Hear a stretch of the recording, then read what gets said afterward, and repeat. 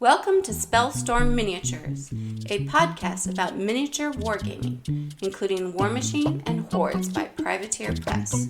We want to inspire you to play more.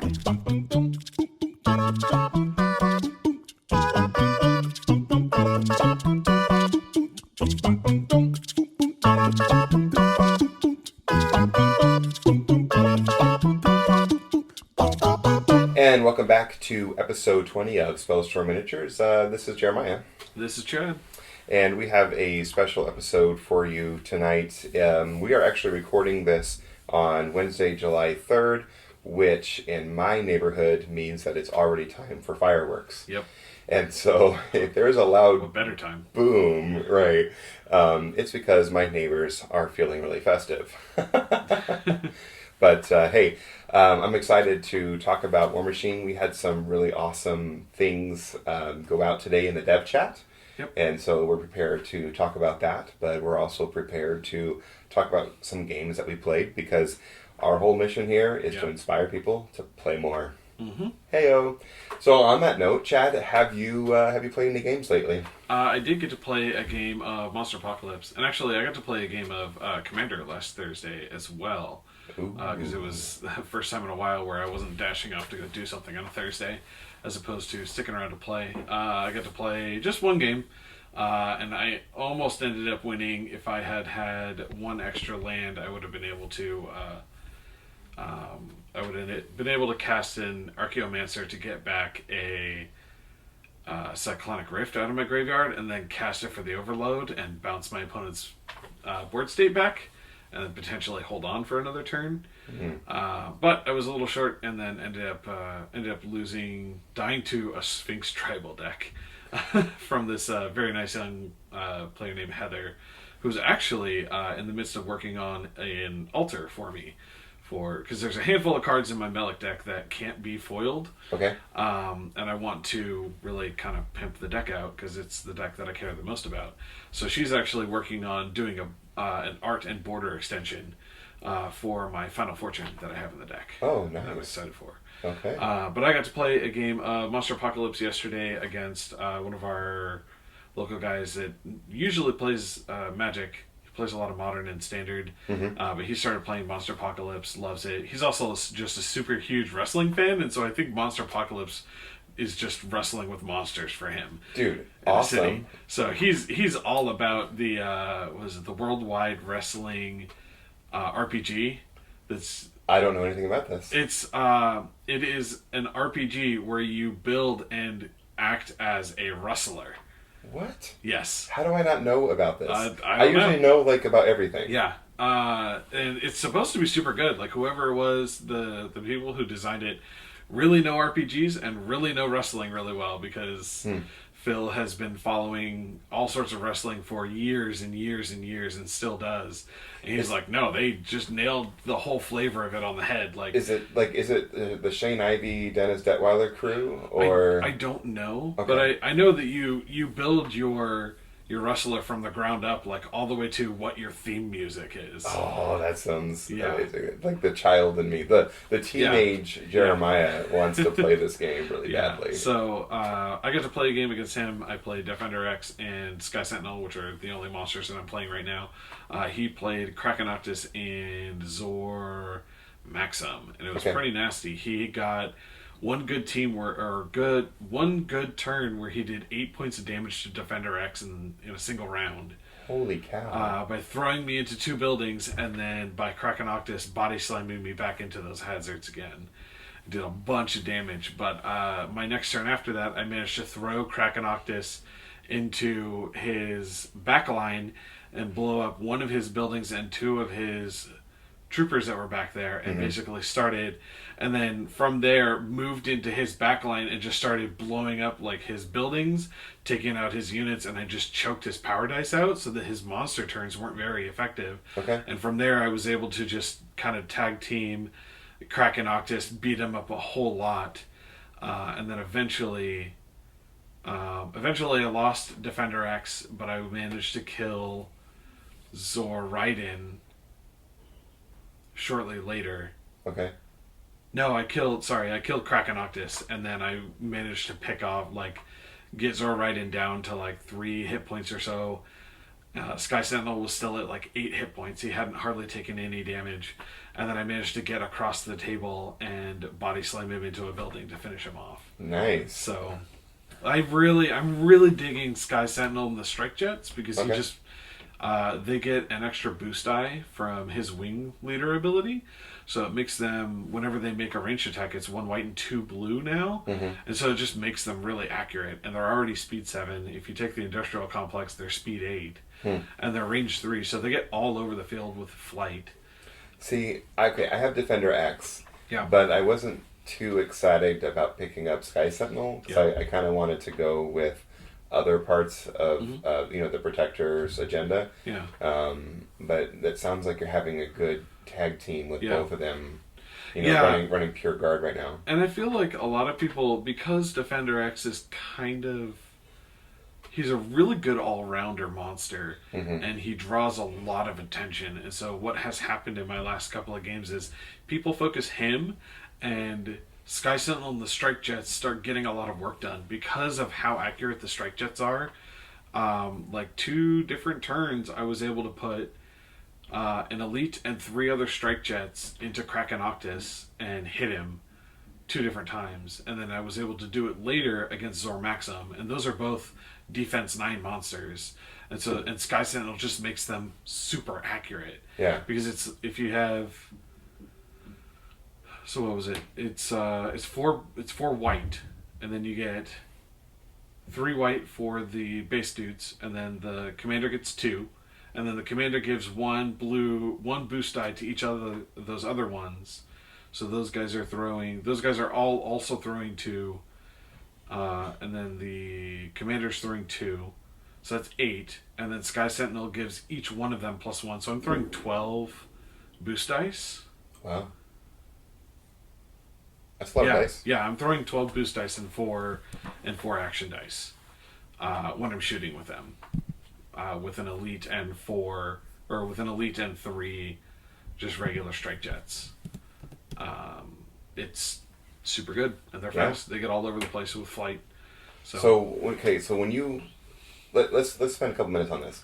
So when you take those 2, what buildings are you taking with that combo? I'm currently only taking the Tokyo Triumph, the Guard base, and the Industrial Complex. Okay. I don't have anything else yet, mostly because I'm still really new to the game, and I'm trying to get used to remembering all of the abilities. So I'm not trying to play with 6 different buildings that all do different things. Yeah. I'm trying to stay focused on just a couple of things that are very clear synergies. Eventually, and also I just haven't shelled out the money to get other buildings. I'm waiting on some replacement Statue of Liberties to come in so that I can get and use one of those. Okay. Because those let you do 2 different actions.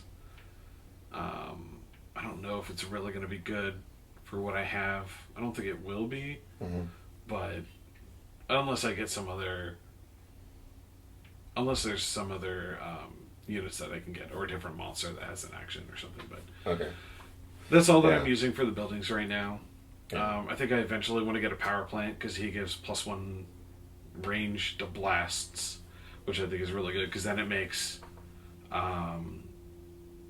Sky Sentinel range 6. Okay. And the other thing that's great about the Industrial Complex is that Defender X is speed 6, Sky Sentinel is speed 7. So it gives +1 speed to both of them. So I'm speed 7 and speed 8. So I'm super fast. I'm really mobile because Defender X has high mobility and Sky Sentinel just has flight. Yeah. So I'm just I don't care if I stand in this hazard. I don't encounter the hazard just by advancing or by standing over top of it. So. Yeah. See, Ozzy's really getting into Monpok, and when we went out to Lock and Load, he played more Monpok than he did Warmachine. And even tonight, when we rolled into Runenboard, he brought both his Monpok and his Trollbloods, but he only played Monpok. Yeah, he got to play a game of Monpok against Phil. I didn't see how the game went. I should ask. I didn't even ask Oz. I just saw him putting his very orange army on the table. I was like, that all looks like orange sherbet. That's kind of awesome. Yeah, it's fully painted, It's and just- he did it yeah. himself. So, It's just a fully orange. It's a two-tone orange army that's coming at you. It looks like a pile of orange sherbet ice cream. So I feel like I should be hungry, but I feel terrified because it's Gorgadra and Hammerclack. Yeah, it's a combo. Yeah. Like he was telling me on the way to the store today that he wants to branch out and get some of the Uber Core stuff. Yeah. And so he already has his eyes set on how he wants to expand on that agenda. Yeah. So he has a birthday in a month, so there's a good chance that he's going to get something. Yeah. So I'm also kind of thinking about it because I'm happy currently where I am with Guard, and the store only has the demo for we just have the base box for destroyers. I kind of want to get some other destroyer stuff to have access for other people to potentially use, but also to try and kind of play with. So I might end up, depending on like where my finances are while I'm in the midst of buying Infernals. Heyo. I might pick up. I really like Cybercon. The model is so cool, and I'm so mad that he's a destroyer because the model is so cool. Yeah. But I might end up picking him up and using it as like a store personal model and playing some destroyers from time to time too. Well, I have I have the starter, and then I've got one each of the apes things. Yeah. And I have, I think, the guard tower. Yeah. So I have 2 buildings, I have 2 monsters, and I can get 20 units out. Yeah. So that's kind of where I'm at right now. The only thing I'm really interested in is the new Gen Con model, the 50-foot woman that's going to be coming out. Oh, yeah. And so, I mean, I know that the base model will come out next year, but it's be kind of cool to have the Gen Con model. Yeah, So, it's a really great model too. Yeah. Oz, if you're listening to this podcast, I want a giant lobster monster for Tritons. Give it to me, please. I want a giant lobster to throw other monsters into buildings, or to like cripple arms. Like let me cripple. Oh yeah. Let me pinch. Let me give him the clamps and like. Maybe the Vulcan nerve thing. Something like that. You lose access to half your body. Choose one ability to be disabled. Well, I haven't, let's see, non-Warmachine games for me. I think the only other game I've played has been, I got a Song of Ice and Fire game in with Wes. Nice. And I did something completely different, which I think threw him for a loop. And so the last couple times we've played, I've just been spamming the Free Folk Raiders and Trappers. And so I experienced something new for the first time, and then so did he. So he came with, I don't remember their guys. Is it Bolton? House Bolton? Yeah. Boy, I don't really know much of the... Are they the cavalry, or... There was one unit of Cav, and there was a mercenaries. Okay. And so, who is the NCU that when you put them onto the on the board, you choose you influence a unit, and then you make them roll for a panic at -2. Oh, Cersei? Well, Cersei right? is for Lannisters, but So, I wonder okay. So I think he was running Lannisters with the mercs, like the mercenary units. I think that's what it was. It was a combined arms. Okay, so I thought he was not playing Night's Watch. He was not playing Night's Watch. Okay. And so he came expecting to see a tide of free folk, except I came with 4 giants and 2 trappers. And so the two things that were interesting was, for the first time, I was being out-actioned, and so he had more actions than I did. Yeah. Which I did not like. I actually made, there was a couple moments in the game where I activated a unit before I should have instead of, there was 2 units I could have activated, and I essentially activated the wrong one, which meant that he was able to basically get a giant for free because he chose the spot on the board that gives a guy another attack, which I completely forgot about, and I was really bummed about that. And brain fart. Yeah, and but the thing is I'm not used to being out-actioned, and so that was interesting. But then I had chosen Cranster? What's the guy's name? No, it's Craster. Craster, Yeah. as my NCU, and so he has an ability that says instead of using the magic board ability, you can replace it with a different. You can pick a different one. yeah, it basically. can heal a friendly unit up to 4 wounds and draw 2 cards. Okay. And so I was able to revive some of my trappers that he was just killing guys without even attacking. And then I even healed a giant one time to kind of revive the giant. Yeah. And then I was able to regroup and bring back a destroyed unit. But I chose the wrong one. I should have chose the center. I should have waited a turn, and when the center one died, brought that one back instead of the one on the flank. But so there was a couple errors that I made. Yeah. But in the end, I was able to penetrate up the middle of the board, and he sort of came around my flanks as cheap units, and and they suffered, and at least one of them suffered from because of the scenario.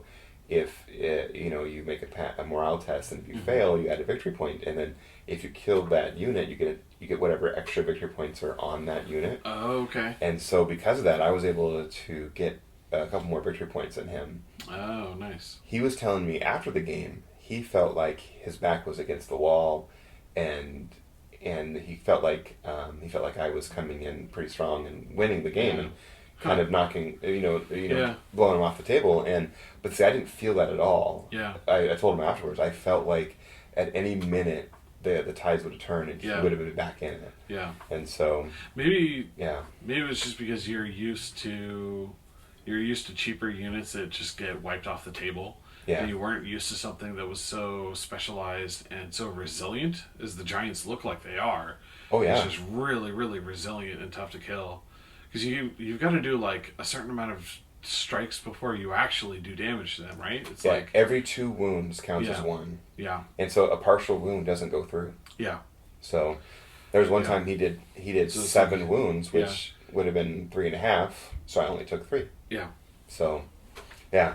Anyway, it was cool because we both got to experience something different. And that means that there's some flexibility because he has a larger collection than I do. I only have the 1 army, but to know that there's some flexibility within an army, I think I'd like to get I think I'd like to get more giants, to be honest, so I can spam them even more. But it was kind of fun to be able to have that. I know the hero box comes later this year. We don't have a date on that. And for the free folk, and so I think it's coming in the next month or so.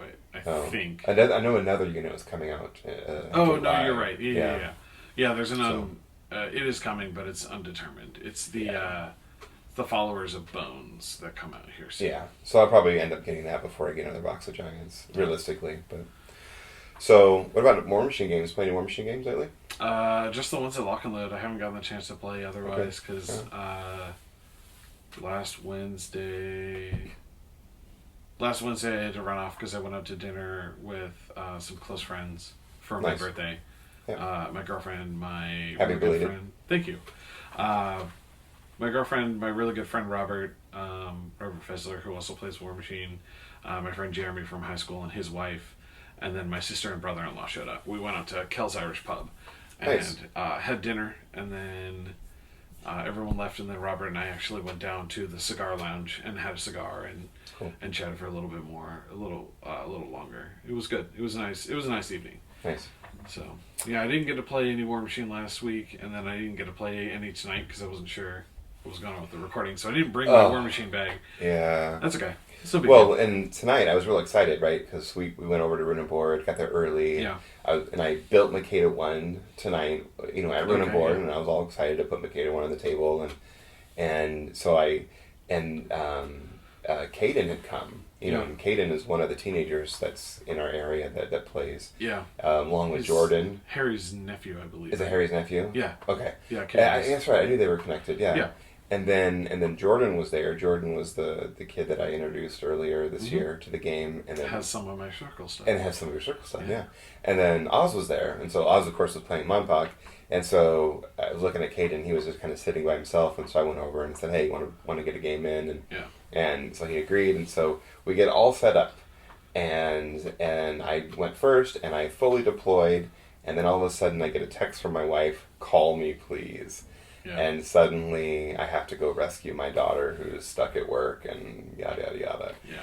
And so I look over at Jordan and I go, "Jordan, how about you pilot my army for me while I go rescue Claire?" I know you've never played Scorn before, but get over here. Well, okay, so when I first introduced him to the game, it was Scorn, because I had two right. Scorn battle boxes, right? Yeah. And I actually gave him the Scorn battle box. So he has a Scorn battle box Okay. still that I hope that he gives to a friend that Yeah. is interested in the game or whatever. And so anyway, so he had minimal experience with Scorn. But here he is piloting a Desert Hydra with Makeda 1 and all that stuff. Yeah. And so I go rescue Claire, and I come back, and the board state is nowhere near where I would have had it. Yeah. You know, Yeah. and but it's okay.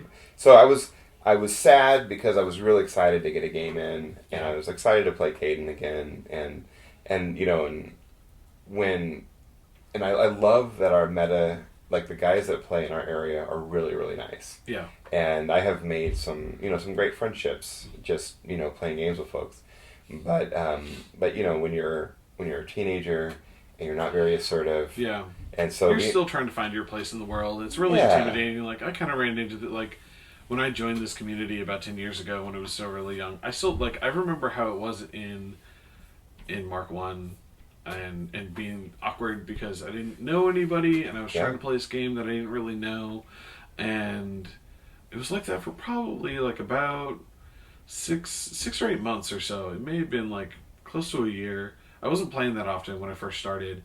And James Sliger and a couple of other people kind of came out of their homes where they had been playing and out into the game store. And James is a very kind of, he's not assertive, but he made a concerted effort to try and get people to break their bubbles and start communicating with each other more of like, hey, we're all nerds, we all like this game, we should be able to like talk to each other and like, hey, do you want a game? Like, ask for games and things like that. We were all still like very kind of like we weren't opposed to playing a game. It's like but we weren't going to go up at to a middle school dance. kind of. It's like, do you wanna play a game against me?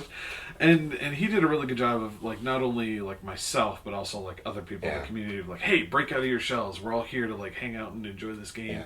And that was kind of like when the community and the Portland area and also just Warmachine in general really started exploding because that was also kind of close to the beginning of Mark II. Okay. And so Mark II took over, and I don't really remember, like, some people talk about, people who are veterans of the game talk about, like, how weird Mark II, the beginning of Mark II was, and how hard it was to try and figure things out because it was so different from Mark I. But I never felt that at all, and maybe it was just because I was just kind of playing whatever I felt like playing. Yeah. But at the time, I also had a couple of other, like, I had a couple Circle mentors because I think Jason Walker had moved into the area. He was playing Circle. And he was playing Circle all the time. So, like, a lot of people don't know this about Jason because he plays a different faction every couple of months. He bounces all over the place. Heyo. But he was originally a Circle player, and he's kind of a Circle guru and took me under his wing and taught me a lot about, like, list construction. And a lot of those still are just hammered into me of like building balanced lists that can play at range and at melee as well. Like, as soon as you close the gap, then you have something hard hitting to back it up.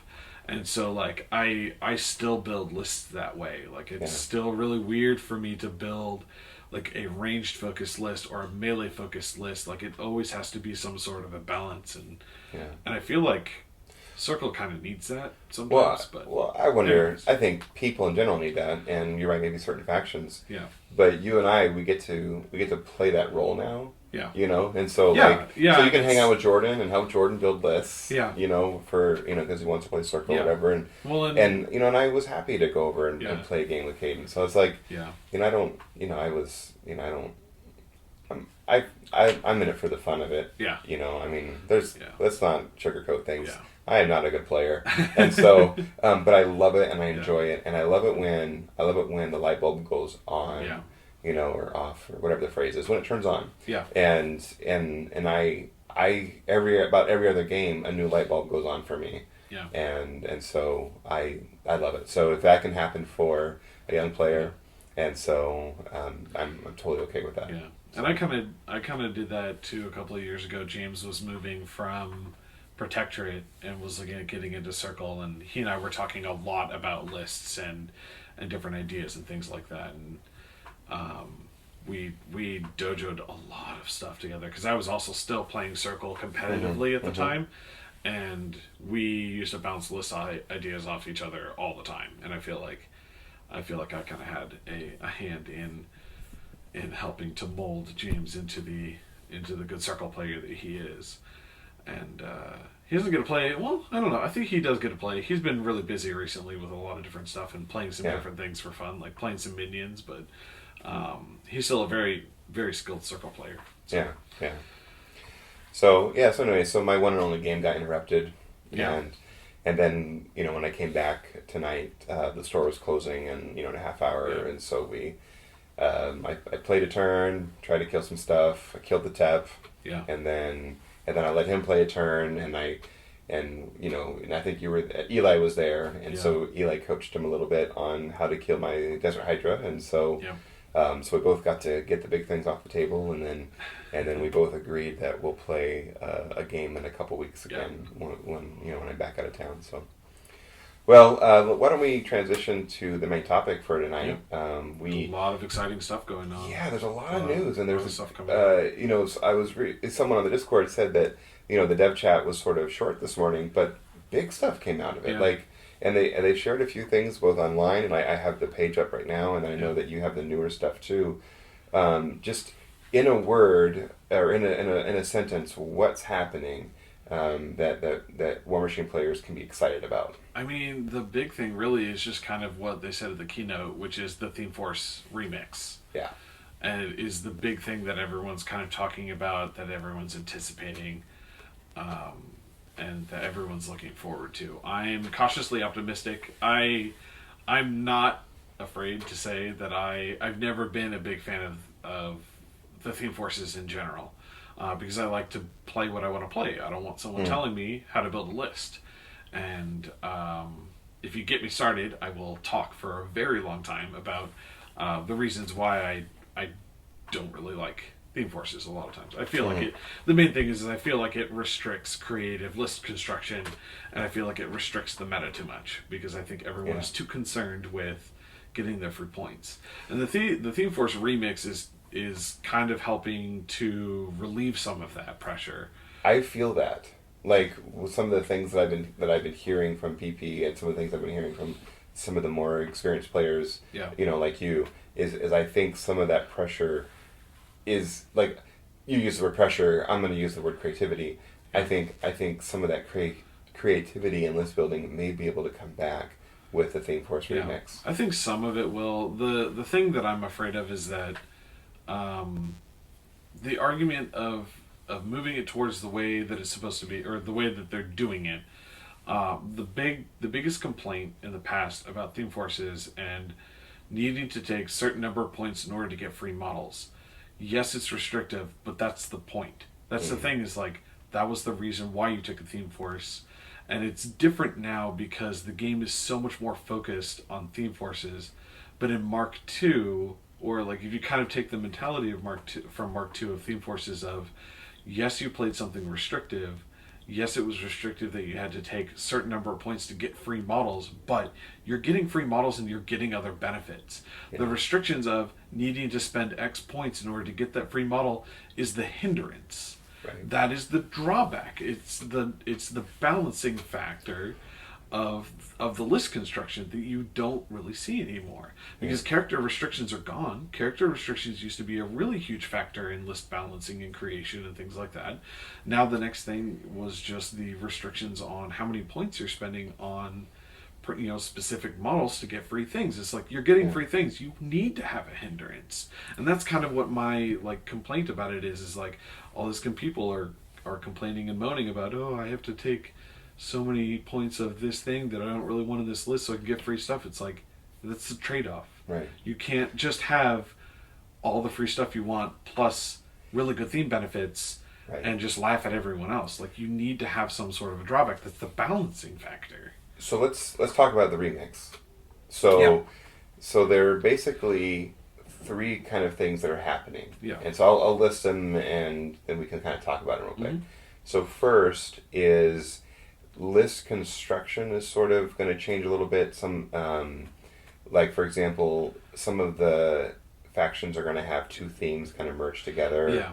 So that's one thing, right? Yeah. So so that some hopefully of the really restrictive theme forces are getting mixed together to be a little more open. A little bit more open. And then the second thing is they're looking at the benefits, the theme force benefits. Yes. And so, and I have a bone to pick with PP about one of them that was shared today, but it's I'm going to be positive about it. It's fine, but so that's so they're looking at that again, and so some of the themes will probably have different benefits associated with them. Yeah. And then the third thing is happening is now they have what they're calling requisition points. Yes, and the requisition list. And then a specific list that you can apply those points to. Yeah. So at a 25-point game, you get 1 point to spend. 50, you get 2 points, and then at 75, you get 3 points. Yes.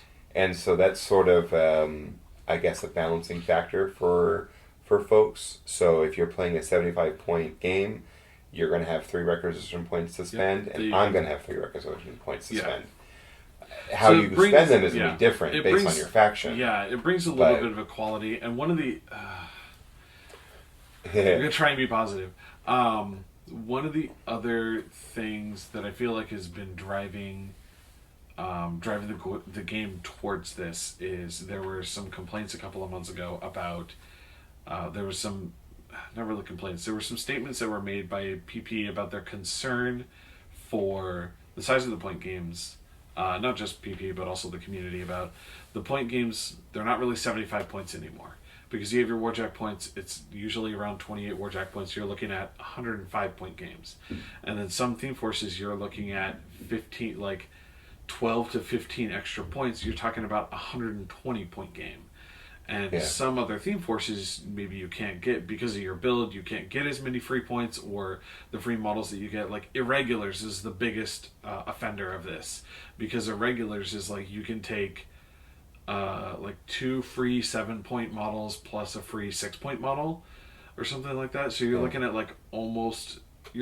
16 free points or 18 free points in models compared to your opponent. Like, yes, it's only 3 models, but those 3 models are higher costed for specific reasons because of their abilities. Like, you're talking about Eris 1, Alton Ashley, and then some other 6-point model that you get for free. And there was a complaint about they wanted to tone back some of those free models, but then today when they were talking about the requisition list, they're talking about the points equivalent basically that you can get out of the requisition list. Like if you maximize the number of points, free points that you're getting from the requisition list, is something like 16 to 18 on a pretty consistent basis at 75 points. Mm-hmm. It's like, okay, like you're kind of like worsening one problem to solve another problem. And so I'm what do you mean worsening? There were people complaining about the game getting too big and too many and too much stuff, and the game's taking too long. So here let me offer an illustration, and then to maybe counter that, I guess. Okay. And so so currently the maximum thing is essentially 16, 18 models, like points extra for free. Like versus like, I think there's a circle build that only gets 8 points of free or 9 points of free models. It depends. You can usually get to 3 free models, and if Black Clads are one of them, you're getting to 12. 12 points, okay. Which, and so essentially what this is saying, one of the imbalances. Right, so basically what the new requisition points is, now if everyone's playing with the same 16 to 18, at a 75-point game level, that is, of bonus or free models, then what they're doing is they're saying, okay, here's the cap. Mm-hmm. And they're saying that, and now that we know what the cap is, everyone can play at this level. Yeah. And so it's kind of like this. We don't we live in the day and age of plastic buckets, so this illustration isn't very strong, but bear with me. A long time ago, buckets were made out of wood, and so you had wood slots, slots of wood that were held together with these iron rings. Yeah. And so essentially, if you don't cut those wood slots the same length, your bucket can only hold as much water as the shortest slot of your bucket. Okay. And so what PP is saying is instead of cutting every slot so it's the shortest, what they're doing is they're basically lengthening all the shorter ones to be the same. To be the mid-level one. To be the mid-level, yeah. Okay. So that's essentially what's happening. Yeah. And so basically they're making a slightly bigger capacity bucket by making those requisition points, whatever it is. And some of my standpoint is also just kind of coming from the position, like it's also coming from it's coming from a position of ignorance and kind of fear. Mm-hmm. Is like, I don't know what the circle options are going to be for a requisition list and things like that. One of the things that I heard is that for one requisition point, you can take 3 Gallus Groves, which is really cool. It's 6 points worth of models because they're 2 points apiece. So like, but if you're looking at that, if you're looking at like free Blackclads, or if you're looking at like a free command attachment or something like that, like you can get up to like the 16 points if you do like 3 Gallus Groves and 2 5-point weapon command attachments. You're looking at the 16. But not like most of our command attachments are like 4 points, like most other people. So like you're really looking at like 6, 4, and 4 probably. So you're looking at 14 extra points. What I would like to see is maybe like a free light beast option or something like that, because circle units are not that good except for the ones that are getting used all the time, which is Tharn currently. So maybe in one of the themes that becomes a thing. Yeah, potentially. We'll see. Yeah. Like it's I'm cautiously optimistic. Like I want this to be really good for the game, but I'm also afraid of the very poor direction that it can take. And the problems that it can perpetuate, and I'm hoping that like I have confidence with, especially with all the data that Privateer has collected over the last 2 years from the CID, and all their own internal testing and things like that. Like they've had some very, very knowledgeable minds in that department for development over the last 2 years, and a lot of community input. As long as they've done a really good job of sifting through it and properly analyzing everything, I have confidence that they are going to execute these requisition menus, as Hungerford said, in a very good and positive way. I'm just also afraid that it's just going to perpetuate the problem, and you're going to see these lists with 18 or 20 points of free models, and you're going to get other factions that are sitting here with like, I've got 12 that are like support models or something like that. Like Gallus Groves, like getting 3 free Gallus Groves is pretty sweet, but those are also only speed 5 arc node support models that are defense 5, armor 16 with 5 boxes. Like they are easy pickings. Yeah, but I still wouldn't want to see 3 arc nodes across the table from me. So I think I'm cautiously optimistic. I'm really glad. I hope that it's really good. I'm just also like, I'm also cautious. So I'm really glad actually that you brought up the fact that there's been we have more data. Yeah. You know, Mark III dropped 3 years ago, and Themepocalypse happened 2 years ago. Yeah, about when they kind of introduced things for everyone. Yeah. So they have 2 years of data with themes for everyone. Yeah. And I think that, and I think a lot of work has been and time and energy and creativity has been put towards this. Yeah. You know, PP wants to have a good game. Yeah. And not only they have a good game, I think they have a great game. And so I'm encouraged by it because I feel like it's going to be easier for me to understand. Yeah. You know, I can look across my opponent's table and I can ask them, okay, where did you spend your requisition points?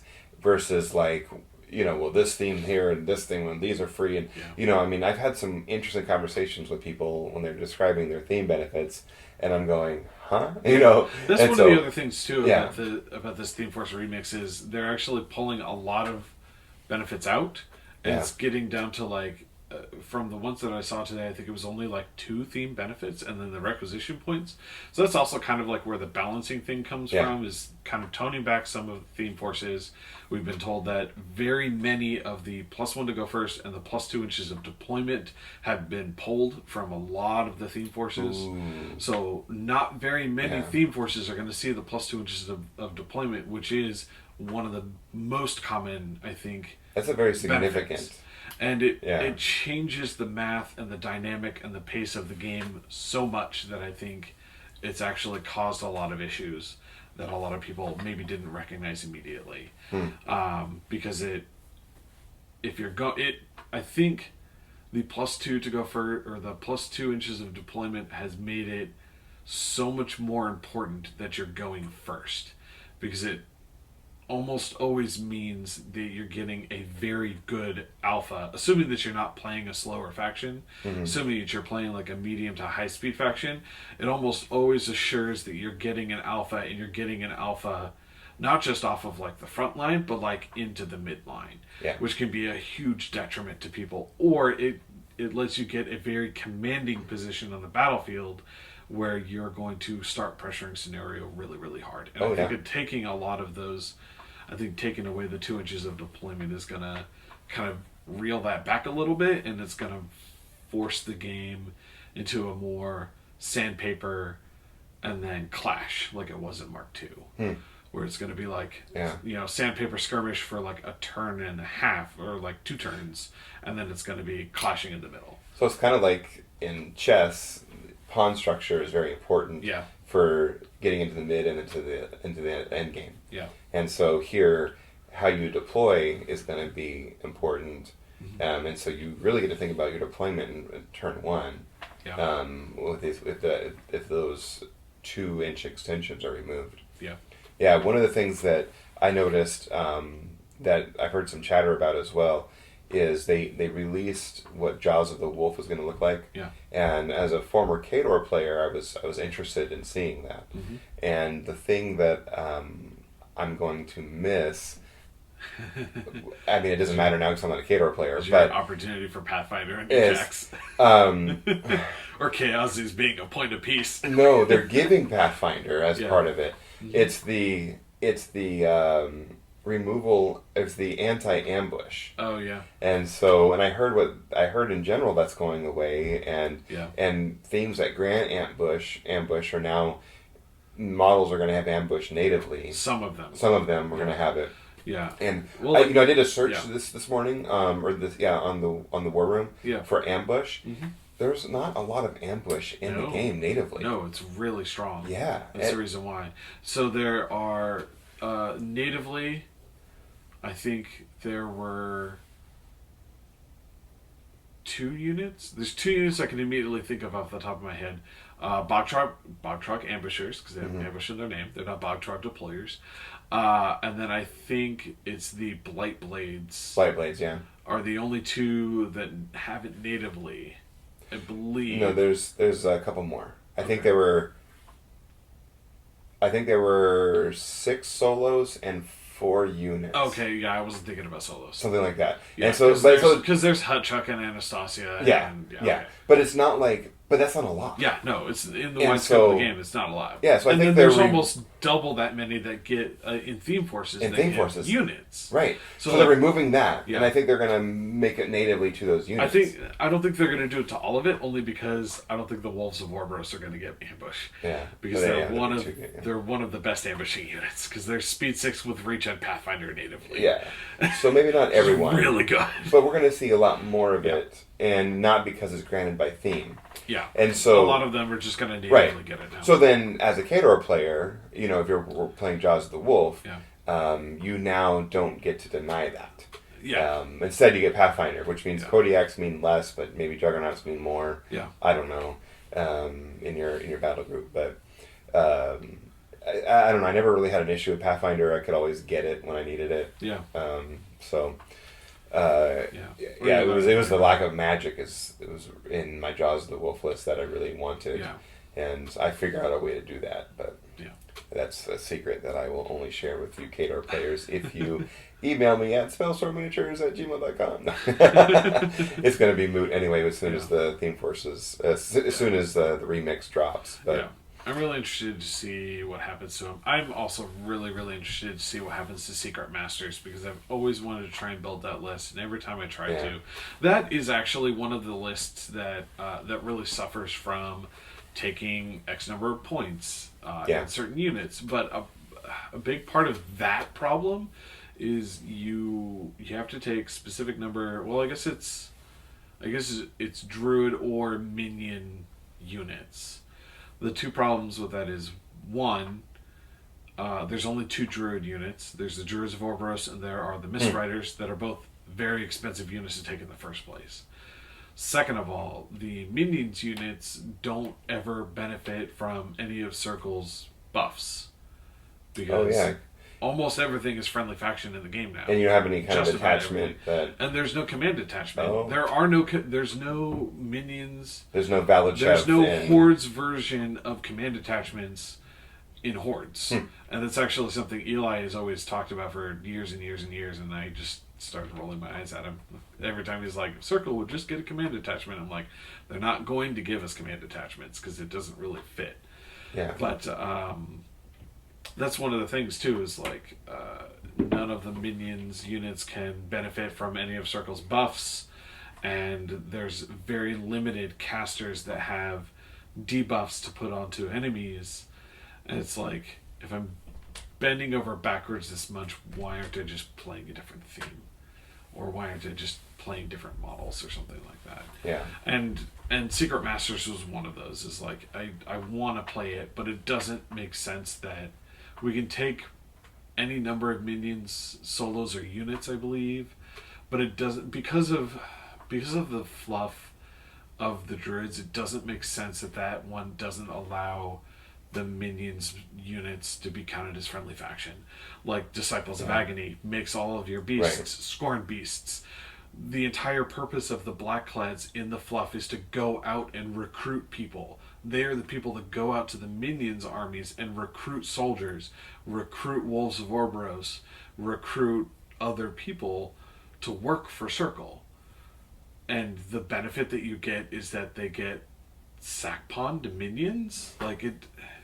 Well, who knows? Maybe with the Theme Force remix, it's you'll have your own version of Disciples of Agony. Yeah, it's getting mixed with. I don't know if it's going to go that far, because. But I am interested. I've heard 2 things. I've heard that Secret Masters is getting mixed with the Beast theme, and I've also heard that it's getting mixed with the Wolves of Orboros theme.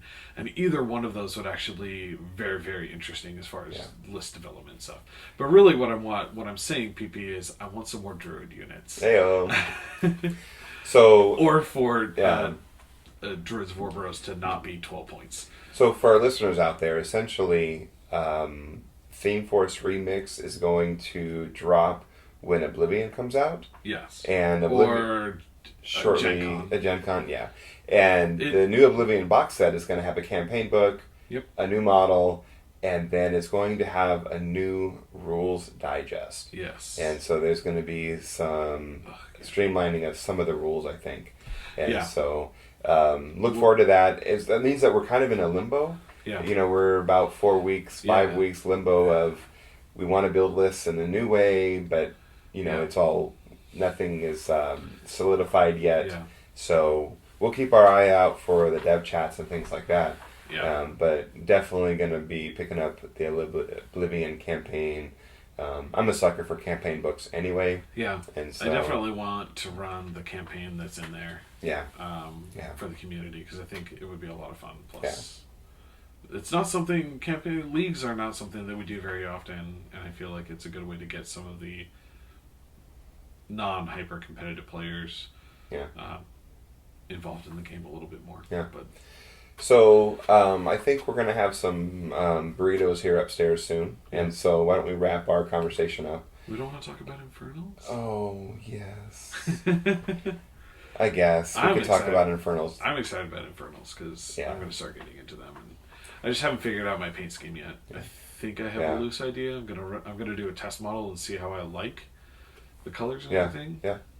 Abby had his there tonight at the Mm-hmm. store, and 1 or 2 of the horrors were done, and I thought they did a pretty good job. Yeah. So One of the guys, his name is Jacob. His handle is Bear Tornado.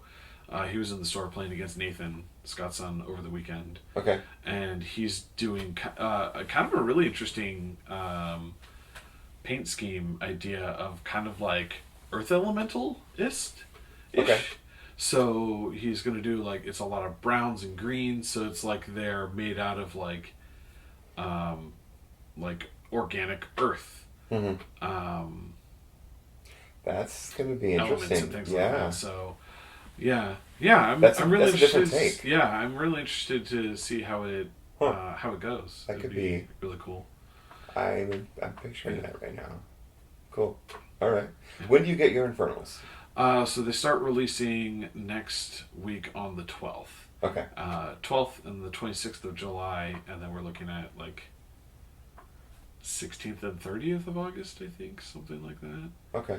So it's going to be kind of in Yeah, waves. it's going to be Okay. it's going to be gradual things. I opted not to get stuff from Lock and Load because I knew I didn't have the money to shell out for it all at once. Right. And 2, I wanted to get it from my local store. Plus, Yeah.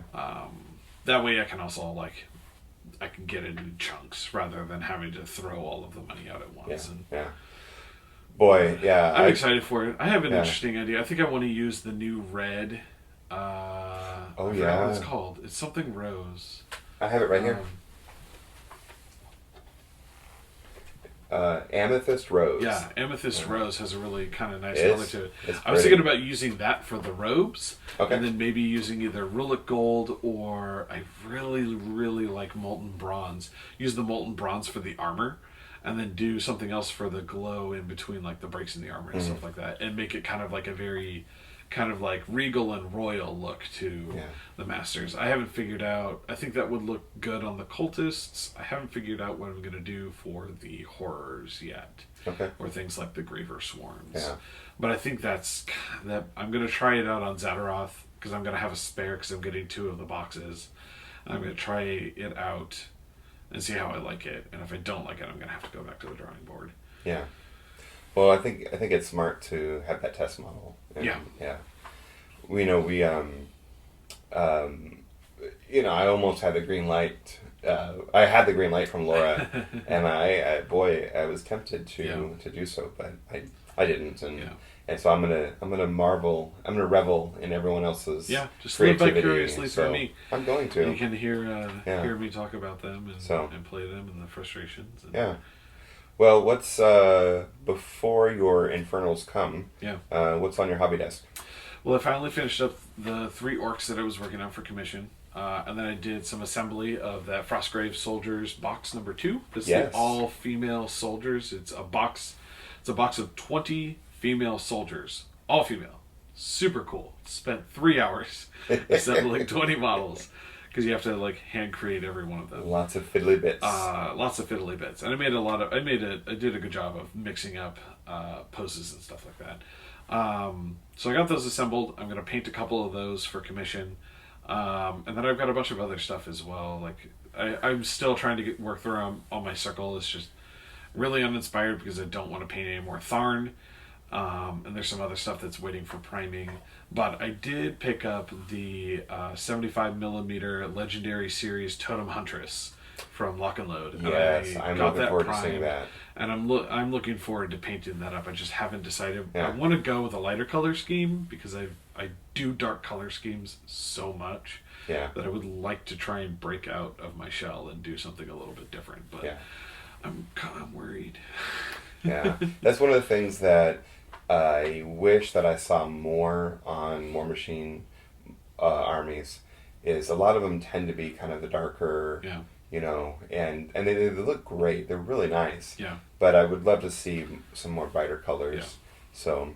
Well, I think darker colors are just easier to do a lot of times. It's true. I mean, Nolan lighter Oil and Agrax Orchestrate are just, talent in the bottle. Yeah. And so. And light colors are hard to get right, especially yellows and oranges. Yellows and whites. Yeah. Are tough to do. Which is why I bought the yellow contrast paints. Which is why I'm doing my Desert Hydra in yellow.